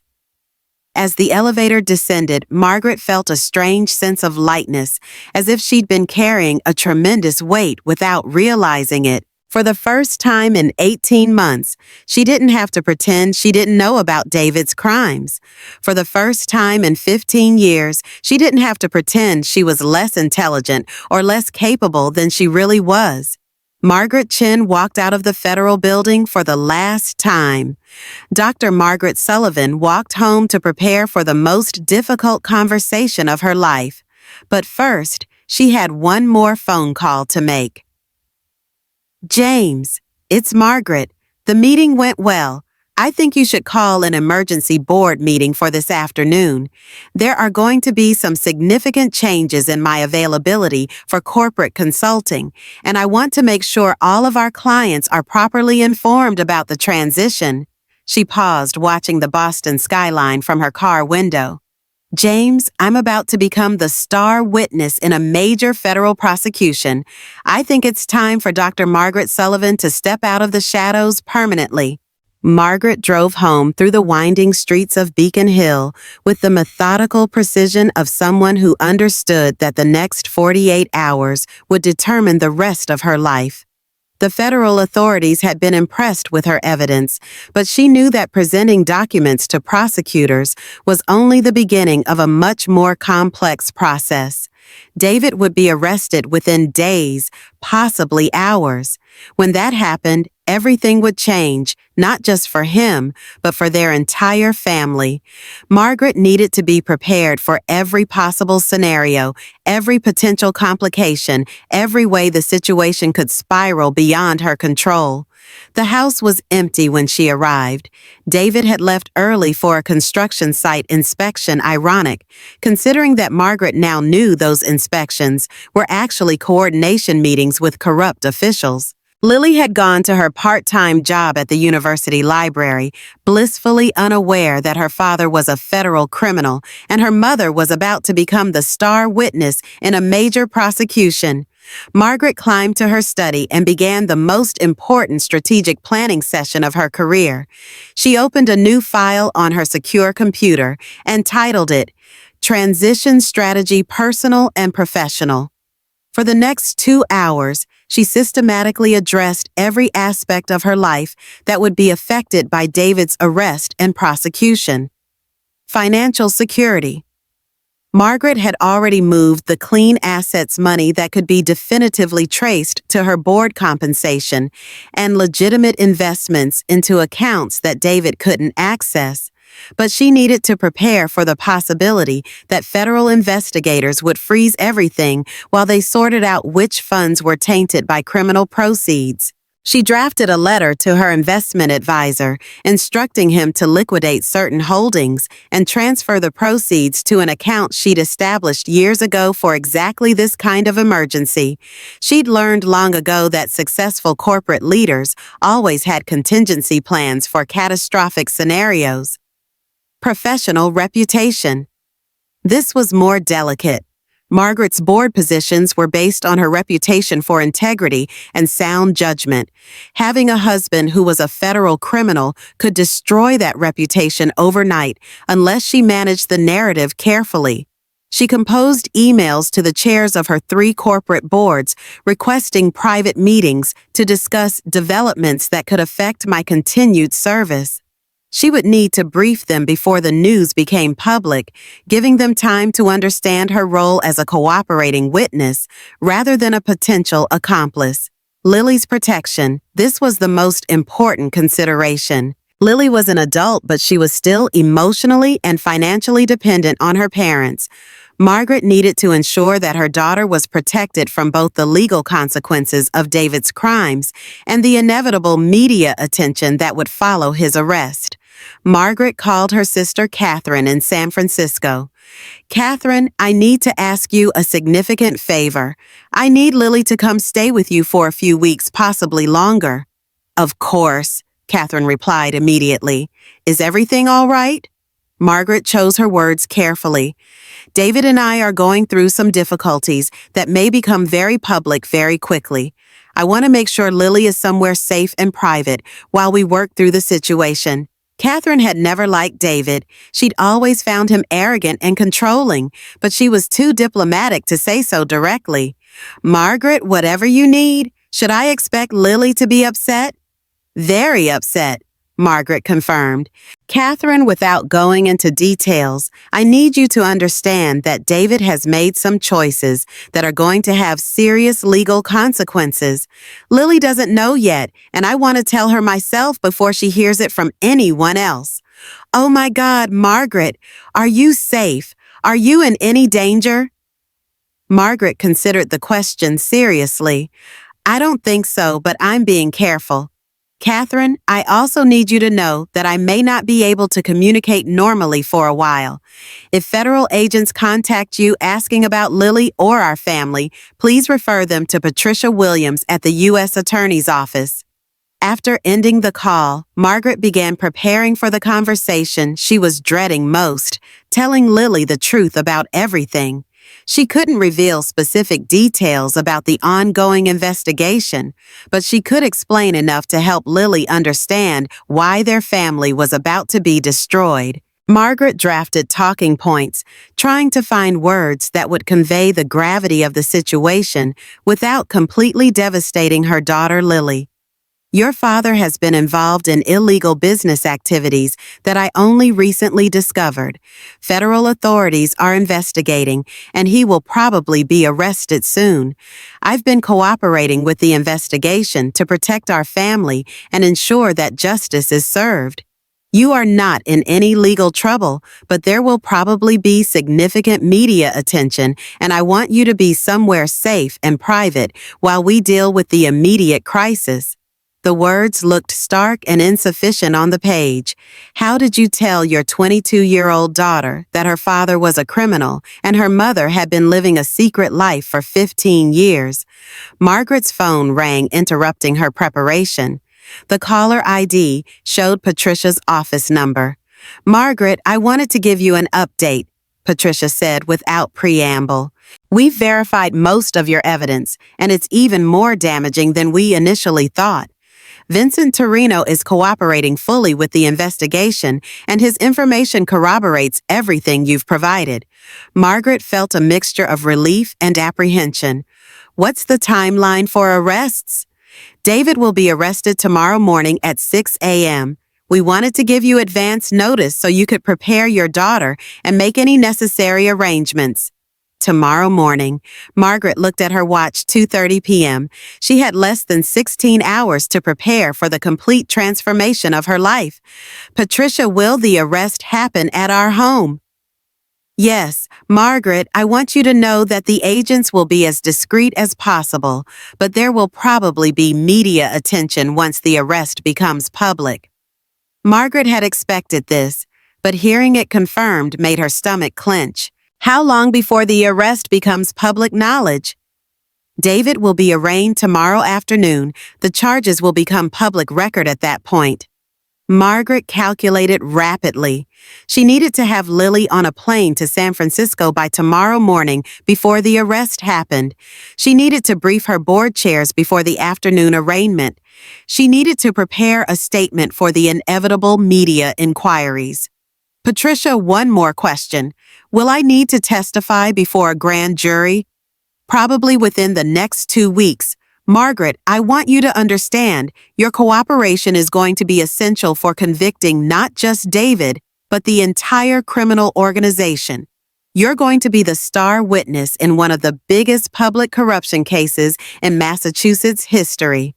After ending the call, Margaret sat in her study surrounded by 15 years of carefully maintained secrets and faced the magnitude of what she was about to do. Tomorrow, she would watch federal agents arrest her husband. Within weeks, she would testify before a grand jury about his crimes. Within months, she would probably testify at his trial. She would become publicly known as the woman who brought down her own husband. Margaret pulled out her phone and made the hardest call of her life. Lily, it's Mom. I need you to come home immediately. We need to talk about something very important. Mom, you're scaring me. What's wrong? Margaret closed her eyes. Lily, just come home. I'll explain everything when you get here. While waiting for Lily to return, Margaret made one final set of preparations. She removed all of David's important documents from their joint safe and secured them in a location where federal agents would find them easily. She prepared a comprehensive inventory of all their joint assets, clearly indicating which items had been purchased with legitimate funds and which might be subject to forfeiture. Most importantly, she wrote a letter to David, a letter she would never send, but one that helped her clarify her own thoughts and emotions about what she was about to do. David, by the time you read this, you'll be in federal custody, and you'll know that I was the one who provided the evidence that destroyed your criminal organization. I want you to understand why. For 15 years, I loved you enough to make myself smaller so you could feel bigger. I hid my intelligence, my accomplishments, my capabilities, because I thought that was what marriage required. I convinced myself that supporting your ego was the same thing as supporting our family. But when I discovered what you were really doing, the bribes, the corruption, the connections to organized crime, I realized that my silence wasn't protecting our family. It was enabling you to put us all in danger. You never asked where my insights about business came from. You never wondered how I could predict market trends or anticipate regulatory changes. You never questioned why I seemed to understand complex financial matters better than most of your business associates. You never asked because you never saw me as anything more than an accessory to your life. I could have continued to hide what I knew. I could have protected your secrets and hoped that the federal investigation would never reach our family. But yesterday, when you threatened to destroy Lily's life just to prove your authority over us, I realized that protecting you meant sacrificing everyone and everything I actually care about. So I made a choice. I chose justice over loyalty. I chose truth over convenience. I chose protecting our daughter over protecting your reputation. You taught me something important, David. You taught me that love without respect is just another form of control. I'm done being controlled. Margaret sealed the letter in an envelope and placed it in her desk drawer. She would probably never give it to David, but writing it had helped her understand her own motivations and prepare for the psychological challenges ahead. Lily's key turned in the front door just as Margaret was finishing her preparations. She heard her daughter's footsteps on the stairs, and then Lily appeared in the doorway of the study, her face tight with worry. "Mom, what's going on? You sounded terrified on the phone." Margaret looked at her daughter, brilliant, strong, trusting, and felt her heart break for the innocence that was about to be destroyed. "Lily, sit down. I need to tell you some things about your father and about me that are going to be very difficult to hear." For the next hour, Margaret explained everything David's crimes, her secret investigation, the federal prosecution that was about to begin. She watched her daughter's face cycle through disbelief, anger, betrayal, and finally a hard-won understanding of the impossible situation they were all in. "Mom," Lily said finally, her voice barely above a whisper. How long have you known? About the crimes, 18 months. About the fact that I needed to do something about them since yesterday. Lily was quiet for a long time, processing the magnitude of what she'd learned. What happens now? Now you go to California to stay with Aunt Catherine while this gets sorted out. I testify against your father and help the federal government dismantle a criminal organization, and then we figure out how to rebuild our lives. Lily looked at her mother with new eyes, seeing not just the woman who had raised her, but the attorney, the strategist, the corporate leader who had been hidden beneath the surface of their domestic life. Mom, are you going to be okay? Margaret smiled for the first time in days. Lily, I'm going to be better than okay. For the first time in 15 years, I'm going to be exactly who I really am. That evening, Margaret helped Lily pack for an indefinite stay in California. They worked in comfortable silence, both of them understanding that tomorrow would mark the end of one chapter of their lives and the beginning of something entirely different. At 10 p.m., Margaret's phone rang one last time. It was Agent Chen. Dr. Sullivan, I wanted to confirm the arrest plan for tomorrow morning. We'll have agents at your home at 6 a.m. sharp. Is there anything else you need to prepare? Margaret looked around the house that had been her home for 15 years, at the life she'd built through compromise and accommodation and careful self-diminishment. Agent Chen, I'm ready. And for the first time in her adult life, that was completely true. Margaret Sullivan was ready to reclaim her life, her power, and her place in the world. David Chen was about to discover that his devoted wife had been his most dangerous enemy all along. The morning of David's arrest, Margaret stood at her bedroom window watching the sunrise paint Boston Harbor in shades of gold and crimson. She'd been awake since 4 a.m., not from anxiety, but from the sharp clarity that comes when years of careful planning finally converge into decisive action. Lily's flight to San Francisco had departed at midnight. Margaret had insisted on the red-eye to ensure her daughter was safely across the country before the federal agents arrived. The goodbye at Logan Airport had been tearful but resolute. Lily understood now that her mother wasn't just protecting her from embarrassment, but from genuine danger. At exactly 6 a.m., 3 black SUVs pulled into their circular driveway with the quiet efficiency of a military operation.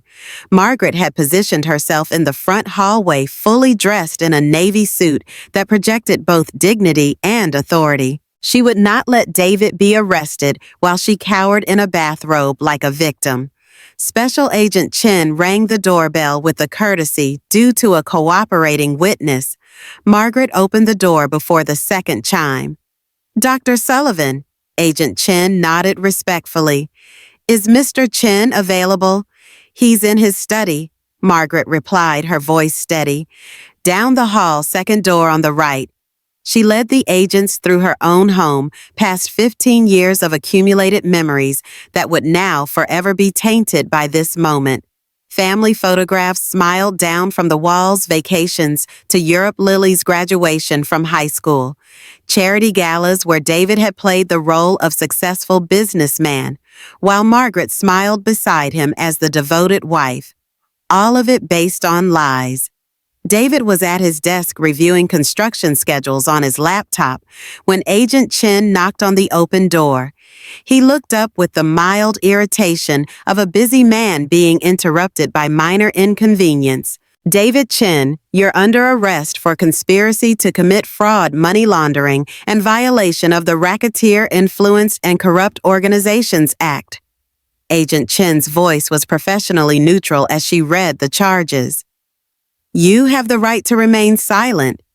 Margaret watched her husband's face cycle through confusion, disbelief, and dawning terror as the handcuffs clicked into place.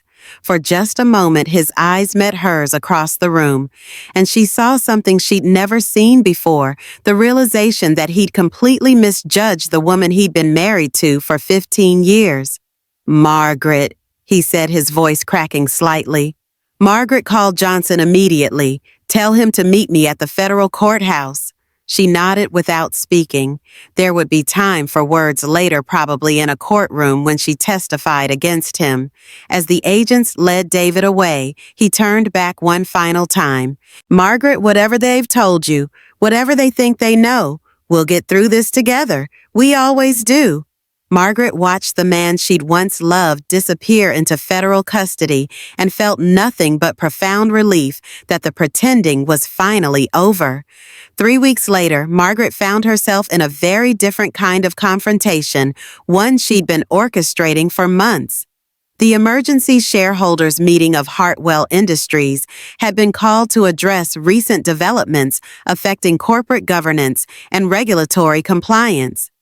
The conference room on the 40th floor of the Prudential Tower held 50 of Boston's most influential business leaders, all of whom had read about David Chen's arrest in the morning papers, but none of whom fully understood its implications for their own companies.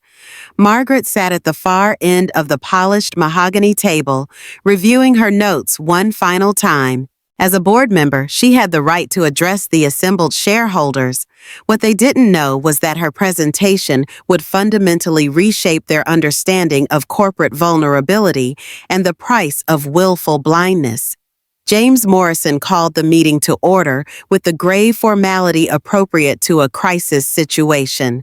Ladies and gentlemen, thank you for gathering on such short notice. As you're aware, recent events have raised serious questions about our corporate compliance protocols and our exposure to regulatory sanctions. He gestured toward Margaret. Dr. Margaret Sullivan has been working closely with federal authorities on this matter and has requested time to brief us on the situation. Margaret rose and moved to the presentation screen with the confident stride of someone who'd spent decades commanding boardrooms. She clicked the remote and the first slide appeared: Corporate Governance in the Era of Federal Prosecution Lessons from the Chen Development Case. Ladies and gentlemen, she began, her voice carrying clearly through the room. 3 weeks ago, my husband, David Chen, was arrested on federal racketeering charges. Today, I'm going to explain how his criminal activities could have destroyed this company and several others, and how we're going to ensure that never happens again. A murmur ran through the room. Most of the shareholders knew Margaret as James Morrison's quiet colleague, the woman who offered occasional insights but rarely took center stage. They'd had no idea she was David Chen's wife, much less that she'd been conducting her own investigation into his crimes. Margaret clicked to the next slide, a comprehensive organizational chart showing the connections between David's company, Vincent Torino's criminal organization, and various municipal officials. For the past 18 months, I've been documenting a criminal conspiracy that has systematically corrupted municipal contracts throughout New England. This conspiracy directly threatened several of our major investments and could have exposed this company to civil and criminal liability. She paused, letting the implications sink in. I want to be absolutely clear about something. I didn't discover this conspiracy by accident.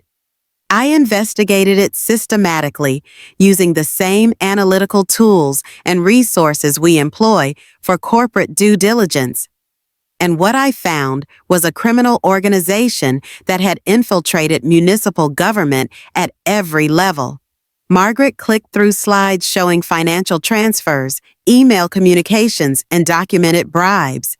The evidence was overwhelming, but more than that, it was presented with the clinical precision of a corporate audit. The Chen development case isn't just about one corrupt businessman, she continued. It's about the systematic failure of oversight mechanisms that allowed this corruption to flourish for years. It's about the price we pay when we choose not to ask difficult questions about our business partners. Senator Richardson, who had been invited to address the shareholders about regulatory compliance, leaned forward with obvious interest. Margaret had coordinated her presentation with his office, ensuring that her corporate colleagues understood the federal government's expectations for future cooperation.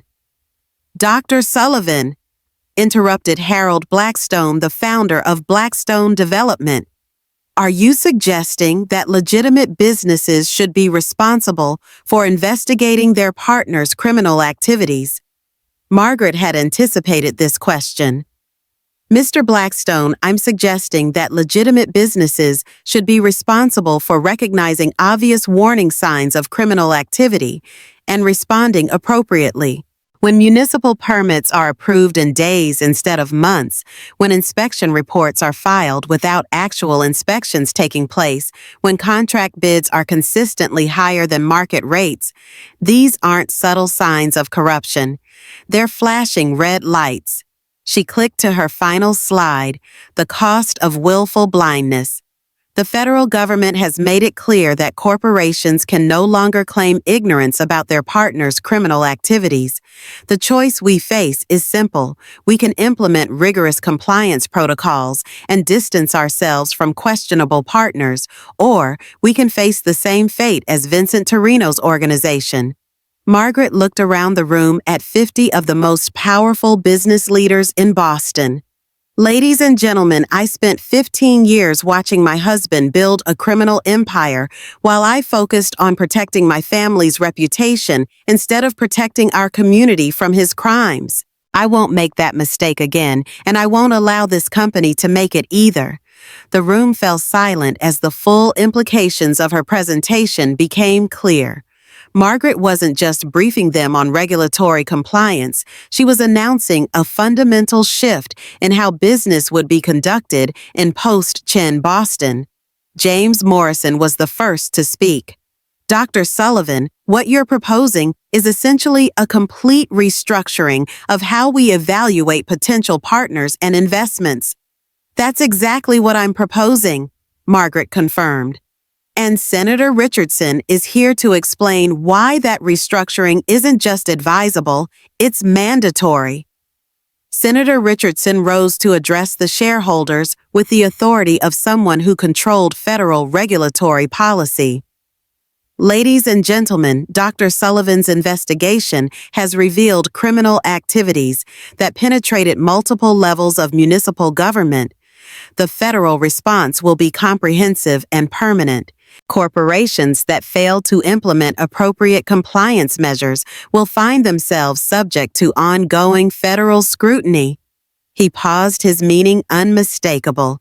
Corporations that demonstrate proactive cooperation with federal authorities, however, will find that compliance creates opportunities rather than obstacles. Margaret watched the faces around the table as they processed this information. These were shrewd business leaders who understood both the threat and the opportunity being presented. Federal scrutiny could destroy their companies, or federal cooperation could eliminate their competition. Dr. Sullivan asked Patricia Meridian, the CEO of Meridian Financial, "What specific measures are you recommending?" Margaret had prepared for this moment for months. "Ms. Meridian, I'm recommending that we establish a new corporate compliance division with authority to investigate potential partners, audit municipal relationships, and coordinate with federal authorities when necessary. I'm also recommending that we require all contractors and municipal partners to submit to enhanced background investigations as a condition of doing business with us." She looked directly at Patricia Meridian. "And I'm recommending that I be appointed to head this new division, given my experience with the relevant investigative techniques and my established relationship with federal authorities." The room buzzed with quiet conversation as the shareholders processed Margaret's proposal. She was essentially requesting to be appointed as the corporate equivalent of an internal affairs investigator with the authority to scrutinize and potentially terminate any business relationship that carried legal risks. James Morrison called for quiet. "Dr. Sullivan, you're asking for extraordinary authority to interfere with established business relationships." "Mr. Morrison, I'm asking for the authority to protect this company from criminal prosecution," Margaret replied calmly.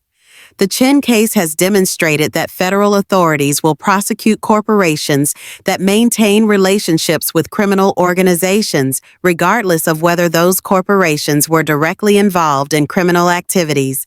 She gestured toward Senator Richardson. The senator can confirm that several major corporations are currently under federal investigation simply because they failed to recognize obvious signs of corruption in their municipal partners. Senator Richardson nodded gravely. Dr. Sullivan is correct. The federal government's position is that willful blindness to obvious criminal activity constitutes a form of complicity. Corporations that want to avoid prosecution need to demonstrate proactive compliance with federal law. Harold Blackstone raised his hand. Dr. Sullivan, assuming we approve your proposal, what would be your first priority? Margaret smiled for the first time during the presentation. Mr. Blackstone, my first priority would be to audit every municipal relationship maintained by every company represented in this room. I estimate that we'll need to terminate approximately 30% of those relationships within the next 6 months. The silence that followed was profound.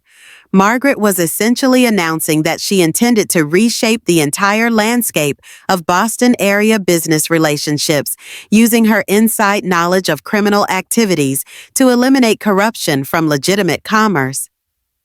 Ladies and gentlemen, she continued, the Chin case isn't an anomaly, it's a wake-up call. We can either respond by implementing meaningful reforms, or we can wait for federal agents to start arresting our CEOs. James Morrison looked around the room, reading the faces of his fellow board members, all in favor of Dr. Sullivan's proposal. 43 hands rose immediately.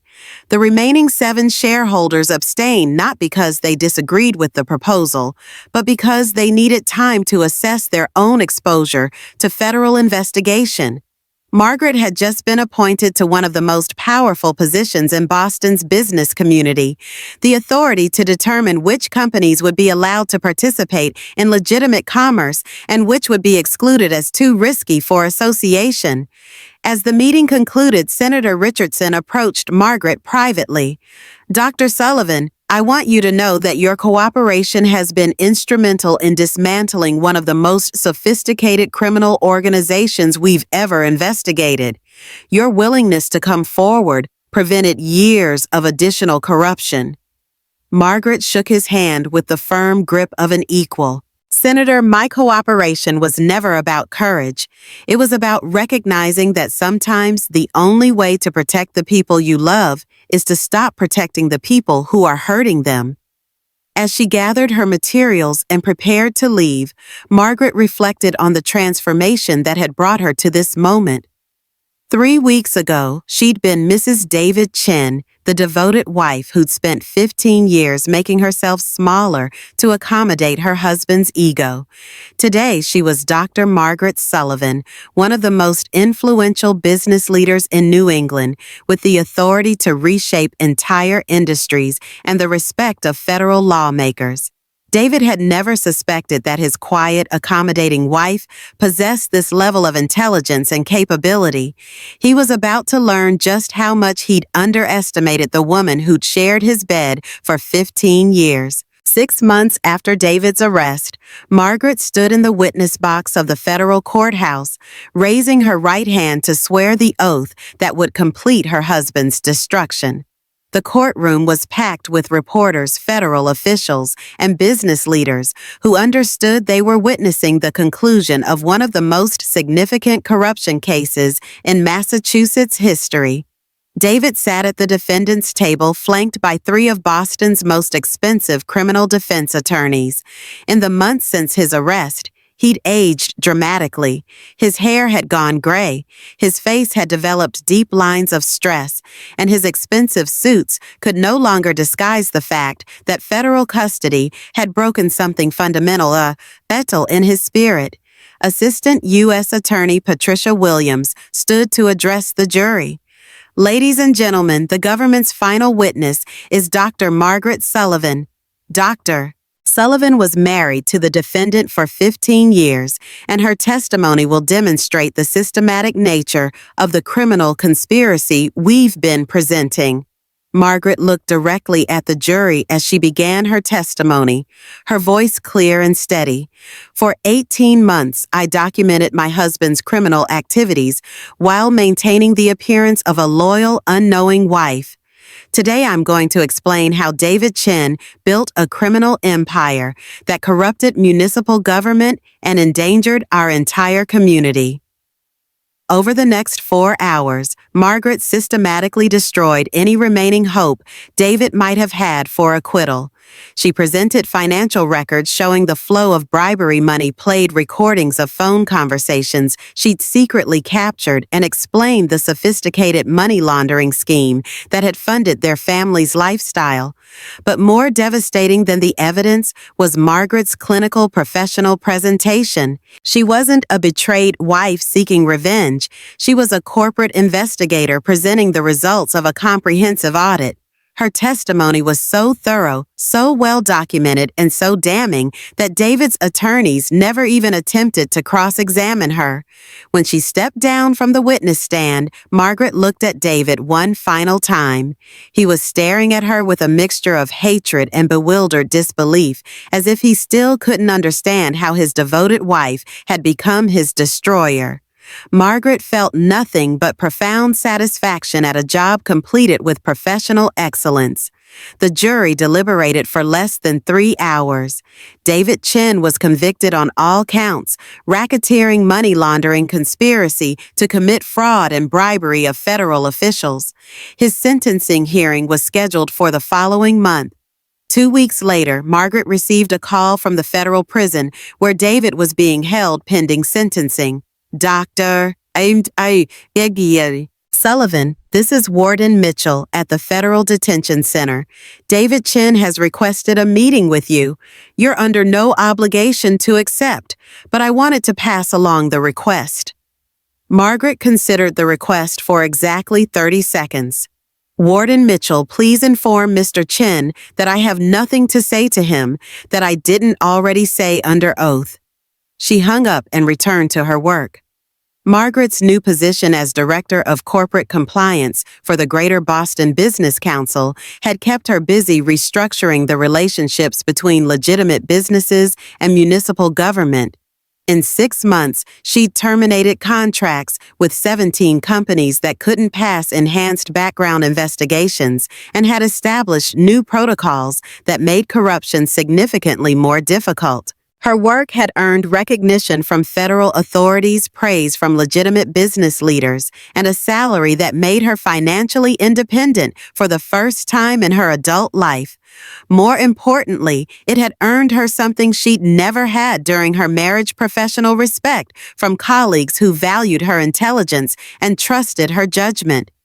David's sentencing hearing drew even more media attention than his trial. Federal Judge Rebecca Morrison, no relation to James Morrison, had a reputation for harsh sentences in corruption cases. Margaret attended the hearing not out of loyalty or curiosity, but because she wanted to witness the conclusion of the case she'd built. "Mr. Chen," Judge Morrison said as David stood to receive his sentence, "your crimes represent a systematic assault on the integrity of municipal government. You corrupted public officials, defrauded taxpayers, and endangered public safety by circumventing regulations designed to protect our community." She paused, reviewing the sentencing guidelines. The court sentences you to 25 years in federal prison, followed by 5 years of supervised release. You are ordered to pay restitution in the amount of $3.2 million to the various municipalities you defrauded. All assets connected to your criminal activities are hereby forfeited to the federal government.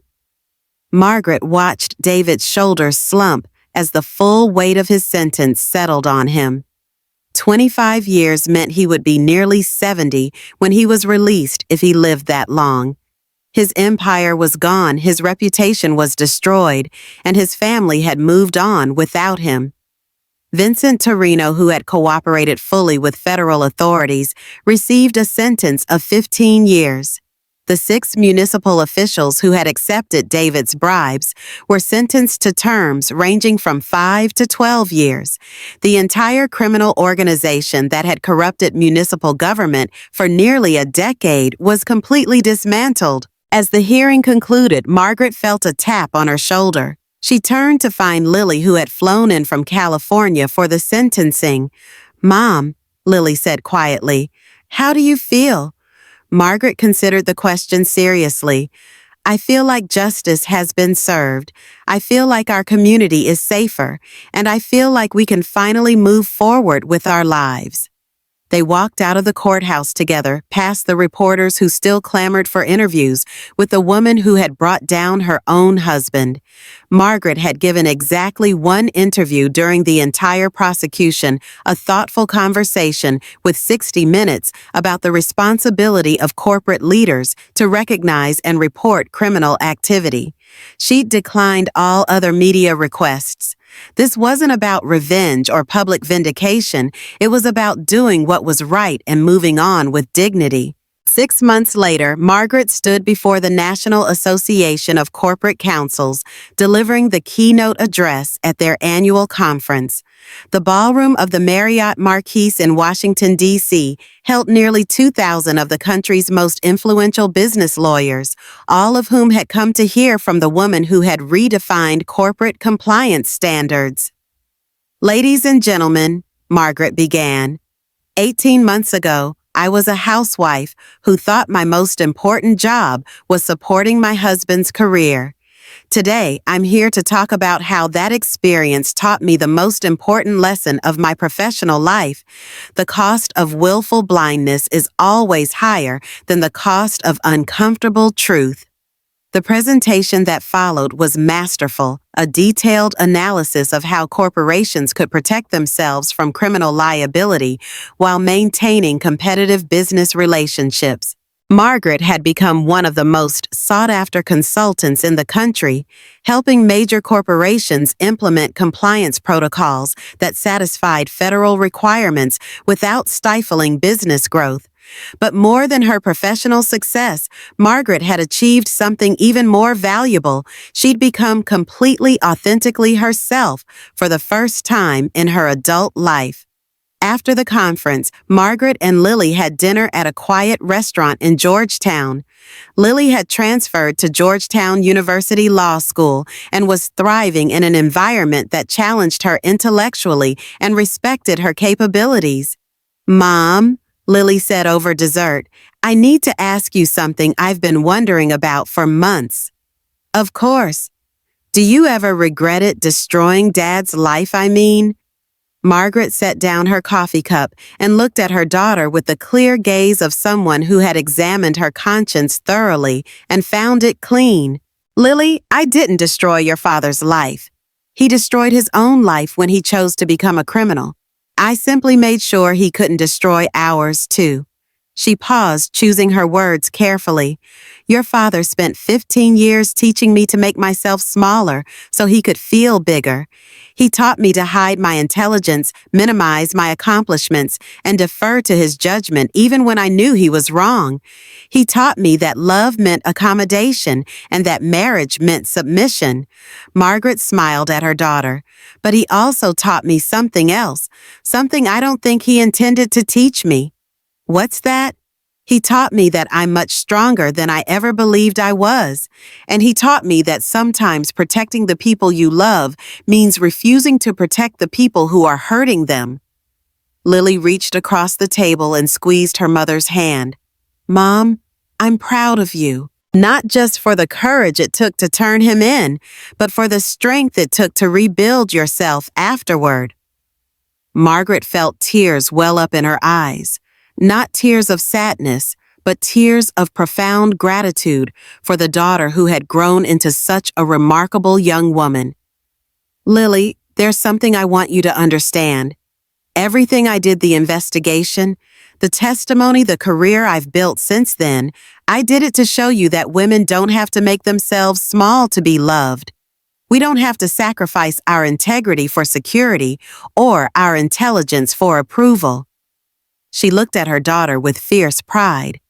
You never have to choose between being yourself and being loved. Anyone who asks you to make that choice doesn't deserve either your love or your accommodation. As they walked back to Margaret's hotel, mother and daughter talked about the future with the easy confidence of women who understood their own worth. Lily would graduate from law school in 2 years and had already been offered internships at 3 major firms. Margaret's consulting business was expanding internationally, and she'd been invited to teach a graduate course at Harvard Business School on corporate compliance and ethics. David Chin, meanwhile, was serving his sentence at a federal prison in Pennsylvania, where he would remain for the next 20 years. Margaret's phone buzzed with a text message from James Morrison.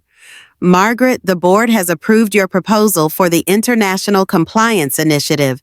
Congratulations on expanding to 6 countries. You've built something remarkable.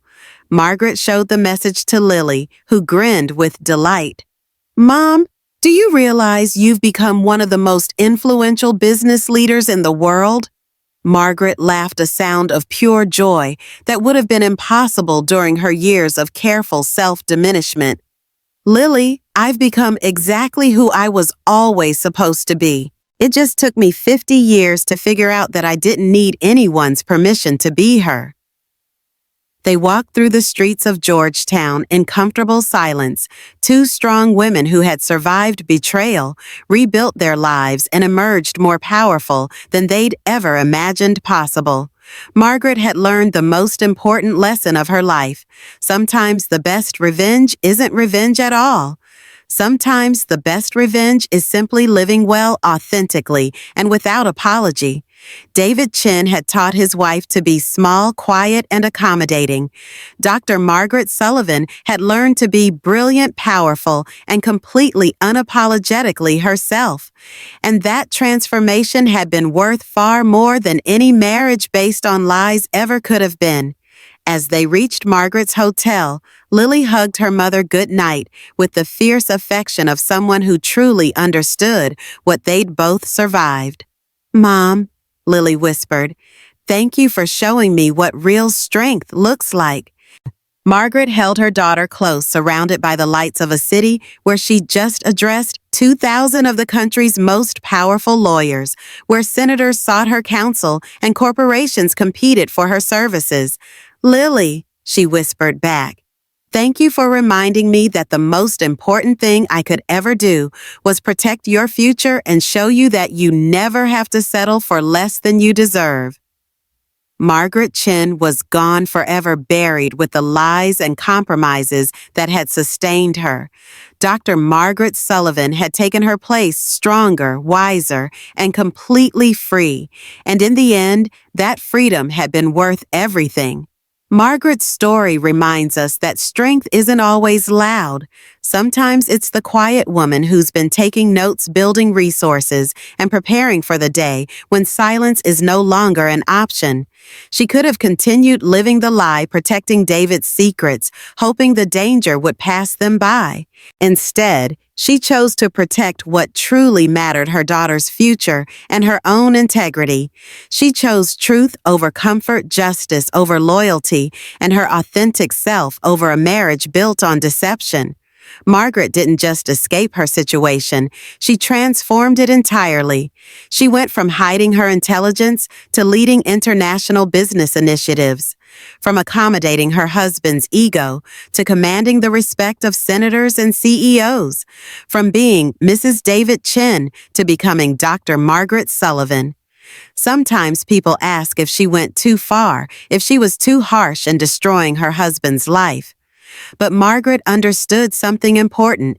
David destroyed his own life when he chose to become a criminal.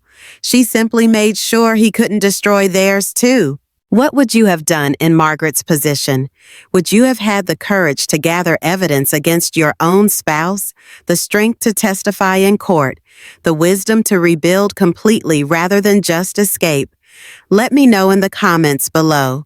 And if this story resonated with you, there are so many more tales of quiet strength and graceful justice. Next week, I'll be sharing the story of a grandmother who discovered her son-in-law was embezzling from her late husband's charity and how she used her decades of volunteer work to orchestrate the perfect downfall. Remember, you're stronger than you know, wiser than you realize, and you never have to make yourself small for anyone. Until next time, keep standing tall.